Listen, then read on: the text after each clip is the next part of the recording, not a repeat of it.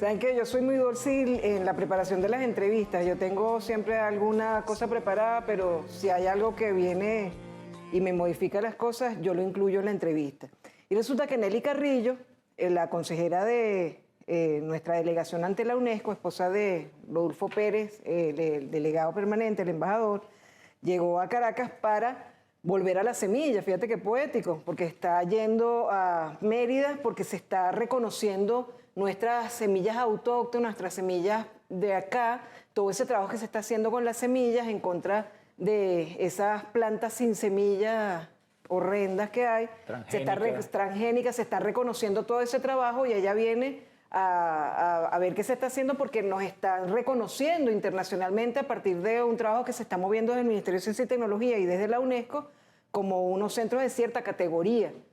Entonces, ella viene y me dice, ¿sabes qué? La directora de la UNESCO nos dio unas tarjetas para algunas personas del tren ejecutivo, se la dio a la ministra Gabriela, le dio a la ministra Gabriela la tarjeta para el presidente de la República Bolivariana de Venezuela, Nicolás Maduro. Entonces le digo, pero dame las otras, porque como yo voy a entrevistar a Freddy, y Freddy es el ministro de Comunicación, él tiene que ser el responsable de llevar a todo el tren ejecutivo este correo directo. Entonces hay una tarjeta para ti, hay para Ernesto Villegas, ministro de Cultura, hay para el ministro de Deporte, Arnaldo Sánchez, para el ministro de Educación Universitaria, Ricardo Sánchez, para el ministro de Educación, Héctor Rodríguez, para la ministra de los Pueblos Indígenas, Clara Vidal, para la ministra para la Mujer e Igualdad de Género, Johanna Carrillo, ministro de Atención a las Aguas, Carlos Mas Justiz, ministra para la Juventud, Grecia Colmenares. Y fíjate qué importante, no es que les mandó un correo, no es que les mandó un mensaje, es que les manda un objeto que yo te puedo entregar y que tiene, fíjate, son sobres blancos que ya tienen su escrito allí del destinatario. Entonces empiezo a pensar en el regalo, en el objeto, en el tocar, en el escribir con pluma fuente o con lápiz sobre el papel, que no lo debemos perder, en el escribir sobre blanco, en el recorrer, como dice Jorge, un río quemado, en la distancia focal como una forma de cercanía. Me trae ella también un pin que celebra los 50 años de la primera publicación de esta novela gráfica que denuncia a los gatos como nazis y a los ratones como víctimas del Holocausto. Y entonces me hace releer esta novela gráfica muy dura, ganadora del premio Pulitzer.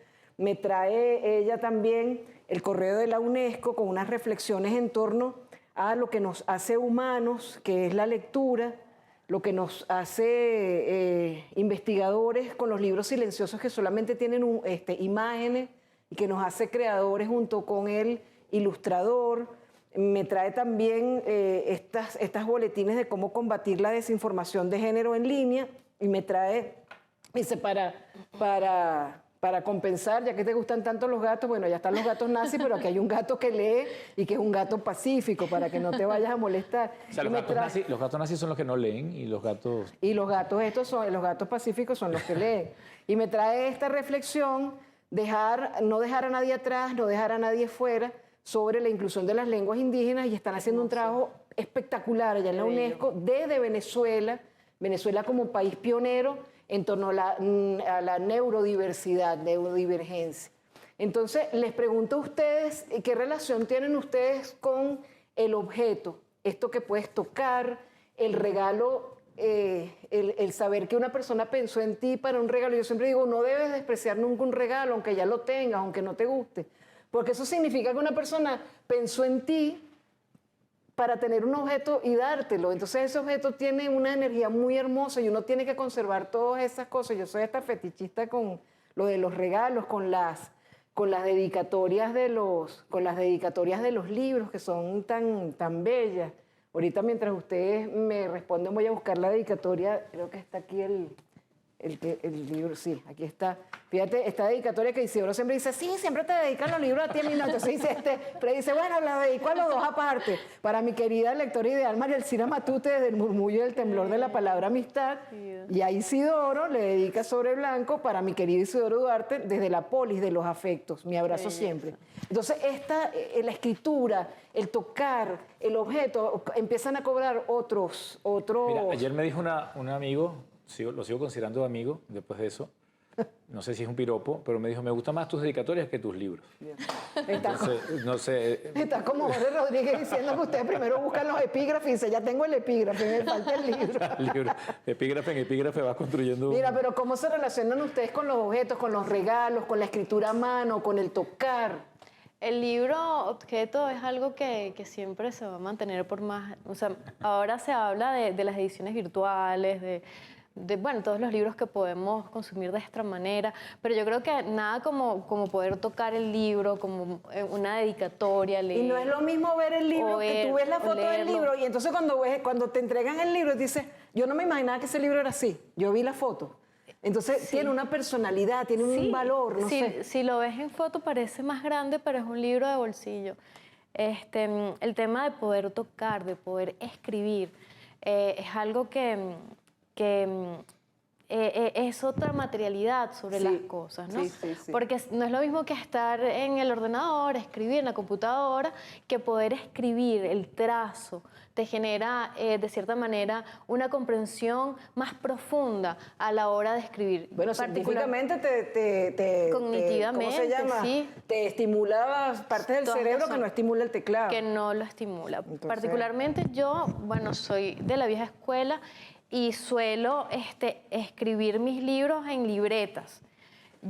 Igual que Fred. Sí, es una cosa porque yo me descubrí que era poeta no hace mucho, cuando se me dañó mi computadora y me compré 3 libretas para poder escribir. Yo dije, sí, ciertamente, estoy comprando libretas y sí, ya, soy poeta. Entonces, es una cuestión de escribir en las libretas, es un proceso totalmente distinto, más íntimo. Entonces, para mí es muy importante esto, ¿no? Poder tocar, oler, poder tenerlo, ¿no? Y con respecto a lo que te decía del regalo, ¿cómo valoras tú los regalos? ¿Verdad que esas sorpresas tan raras que uno dice, bueno, ¿y por qué me regaló esto? ¿Por qué pensé en mí para darme esto? Sí, siempre y cuando los regalos son personalizados, ¿no? Un regalo que tiene que ver justo con eso, no importa si sea grande o pequeño, como lo del pin, que tiene gran valor y es por lo menos algo pequeñito, pero tiene que ver contigo, se relaciona con tu personalidad. Entonces yo destaco eso, ¿no? Una traducción libre de la Biblia sería, por sus regalos los conoceréis. Los conoceréis. Fíjate que el embajador de Rusia en la UNESCO, fíjate qué bello, lo mencionamos dentro de una cantidad de actividades que estábamos haciendo. Era el Día de la Lengua, el Día del Idioma Ruso, hicieron una reunión y nosotros nos acercamos, fuimos y él dio una conferencia. Eso salió como una ráfaga en el programa. Nelly y Rodolfo le dicen a él, mire, el programa donde usted salió en Venezuela, y él, salí en Venezuela en la televisión, qué alegría. Entonces, ahora que Nelly viene me dice, por favor, llévele esto a la periodista como un agradecimiento. Unos dulces y un té ruso en una cajita preciosa. O sea, entonces ¿cómo no lo vas a valorar? De verdad se lo agradezco porque es algo que uno se siente importante, porque alguien pensó en uno. ¿Tú cómo te relacionas con todo eso, Freddy? Bueno, yo sé por dónde tú vas con el tema de... No, yo no estoy hablando de nada de la inteligencia artificial ni del libro físico. No, te estoy hablando de los regalos, de escribir, la sensación. Fíjate que yo, de las pocas cosas que he aprendido, o de las pocas cosas que estoy en condiciones de afirmar que sé, es que uno tiene que aprender a recibir. Sí. Es decir, no hay en el amor otra premisa tan importante como aprender a recibir. Entonces el regalo no es solamente algo que se da, sino que es algo que se transmite, que se comparte, que se lleva de un lugar a otro como símbolo de que la amistad y aquello que no es evidente en la amistad o en el amor va a permanecer siempre, porque va a estar de un lugar a otro. Pero en relación a los objetos y a aquellos objetos que nos marcan, a mí me transporta directamente a mi infancia y por qué habían juguetes porque había muñecos que precisamente me gustaban más que otros. Yo tenía un Mazinger Z que era de plástico, que era como así, no era de alta gama, no era original, pero fue el primero que tuve. Después tuve otros. Y ese para mí era especial, el original. Con respecto a lo que tiene que ver con tocar y con el mundo físico, yo creo que ahorita, más que un tema romántico, de una añoranza por el pasado, por el mundo anterior o cómo hacíamos las cosas más artesanalmente, creo que estamos corriendo ahorita el riesgo en esta hipermodernidad tecnológica de que se nos desaparezcan las cosas, o sea, de que las cosas ya no estén o no sean necesarias para configurar el mundo. Hay un libro de Byung-Chul Han, que es como un bestseller en el mundo de la filosofía posmoderna, pero hay un libro que es muy notable y se llama No Cosas. Entonces él señala cómo hay una acelerada virtualización de la vida y cómo hay una acelerada desaparición de la existencia material, que bueno, él plantea los diferentes riesgos que tiene todo esto. Pero para nosotros, verdaderamente, defender la materialidad, defender incluso los objetos, las cosas y el mundo como materialidad es una defensa de la propia libertad del ser humano, es una defensa de la propia existencia concreta del ser humano. Es una defensa, además, de el derecho que van a tener quienes todavía no han nacido de habitar un mundo que sea real y que no sea suplantado por simuladores o no sea suplantado por estas distancias que nos desarraigan de nuestra comunidad, de nuestra familia, de nuestro entorno. Nuestro entorno natural. Sí. Cuando tú discutías sobre el libro de papel y el libro virtual, yo siempre te di la razón, pues siempre estuve de tu lado, pero no nada más por un problema meramente filosófico, sino porque yo fui... Problema de humanidad. No, pero yo fui librero. He sido editor de libros. Obviamente escribo para publicar libros y soy fundamentalmente un lector como los demás. Entonces, para mí, la desaparición del libro físico en aras de la comodidad, del confort, de la versatilidad que se tiene, de la infinidad de posibilidades que te da. Es como la desaparición del contacto humano. Claro, pero para mí es la desaparición con ello de las imprentas. Para mí sería un mundo sin imprentas una pesadilla. Sería la desaparición de la librería como espacio social donde tú tienes a tu librero, que es como tu consejero, como la persona que sabe qué remedio necesitas, qué tienes que leer. Es la desaparición también de los lectores como personas, como colectivo, como comunidad. Es la desaparición también de las bibliotecas. El bibliotecario, por más que nunca vayamos a la biblioteca, nosotros vivimos con la certeza de que ahí está la biblioteca. Ahí debe estar Homero, ahí debe estar Dante Alighieri, ahí debe estar Cervantes, ahí debe estar Gallego, ahí incluso pueden estar hasta nuestros libros, lo merezcamos o no. Sí. Es la memoria de todo lo que hacemos. Entonces la defensa de lo físico, de la materialidad, es una defensa urgente en términos políticos, en términos éticos, en términos estéticos incluso, porque nada suplanta a un libro. Yo voy a contar una anécdota cortita. Cuando yo entendí que esto no iba bien, en los 90, 96, 95, 96, yo fui a cambiar un disco de vinil de una banda que me gustaba mucho que se llama Dead Kennedys. Entonces yo fui a cambiar ese disco que tenía repetido por otro disco de Dead Kennedys. Y era un portugués que había que ir hasta la panadería, era muy lejos, había que ir caminando. Yo hice todo el sacrificio porque me parecía que iba a salir ganando con ese trueque. ¿Y qué me entregó a cambio mi amigo? Me entregó a cambio un CD. Claro, yo ya no podía echarme para atrás porque había empeñado la palabra y porque había caminado muchos kilómetros. Y me entrega el CD y yo me voy callado con la sensación de que perdí. Porque yo había entregado una cosa... El vinilo. Así, ¿ves? Claro. Que tú lo abrías, había una foto y sacaba... No, y casi que había un libro adentro. Sí. Y él me entrega una cosita así, chiquitica. Yo me voy pensando, he perdido algo. O sea, no sé por decir la palabra, pero en una traducción en castellano me timaron. Me han timado. Me han timado. Y me fui timado con mi CD. Luego, no, que suena mejor, que es perfecto, que no tienes el ruido estático del vinilo, etc. Pero mira, el escuchar un disco de vinilo no es tampoco un asunto romántico, sino es asunto meramente de ritual. Cuando tú escuchas una canción en vinilo, cuando tú pones la aguja a escuchar una canción, tiene que haber absoluto silencio. ¿Por qué? Porque tú sabes que esa canción que has escuchado, o que vas a escuchar, o que estás escuchando, se va a desgastar. Algo de la canción, de la calidad, se va a desgastar porque la aguja va a desgastar la pasta. Entonces, esa canción que va a sonar es única. Por una sola vez vas a escuchar la canción con esa calidad. Luego vendrán menores calidades hasta que el disco pues ya no suene como sonaba. Recuerdo acá Benjamin, Ajá, Walter Benjamin, cuando claro. dice lo del aura. Claro. Que es precisamente ese momento, el aura, ¿no? Es el aura, claro. Sí, porque Benjamin se ¿dónde está? preocupó con la reproductividad de la obra de arte. ¿Cómo, Sí. ¿Dónde está entonces la verdadera expresión? Entonces es un hecho político defender la materialidad. Incluso el libro físico es un hecho político defenderlo. Es un hecho político defender que nosotros estemos aquí tertuleando y que no nos hayamos conectado por Zoom. Es un hecho político que nosotros vayamos o tengamos que tomarnos la molestia de cruzar la ciudad e ir a la librería del sur o a Suma cuando existía o a las Alejandrías a buscar el libro que necesitamos.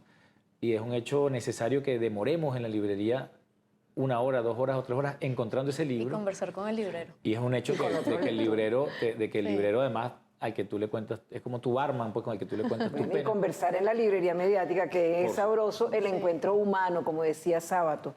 Tenemos que reaprender lo que es gozar. Gozar no es ir de tienda a gastar plata a la loca, sino gozar es el encuentro humano.